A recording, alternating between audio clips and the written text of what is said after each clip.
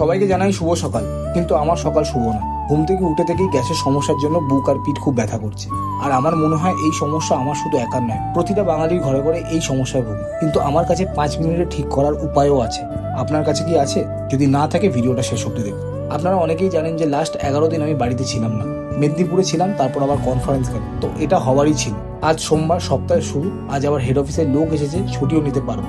আবার মেয়ের পরীক্ষা আছে, আজ মেয়েকে সহেলি স্কুলে ছেড়ে আসবো। কলকাতায় থাকলে এটা আমারই কাজ, কিন্তু আমার আজ সময় হবে না, শরীরও ভালো নেই। তা যাই হোক, আমি রেগুলার সকালে খালি পেটে এই আয়ুর্বেদিক ওষুধটা খাই। এটাই আমাকে সুস্থ রেখেছে।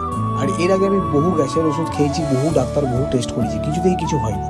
আর লং টার্মে গ্যাসের ওষুধ খাওয়া একদমই উচিত নয়। কিডনি, বোন সবকিছু ড্যামেজ করে। কিন্তু যবে থেকে এই ঘরে বানানো ওষুধটা খাই, তবে থেকে আমি একদম সুস্থ। ইভেন বাইরের খাবার অ্যাভয়েড করার জন্য যত সকালই হোক আমার মা, আমার বউ রান্না করে দেয় আমার জন্য। আর ওষুধটা কিভাবে বানানো হয় জানতে হলে কমেন্ট বক্সে মেডিসিন লিখে কমেন্ট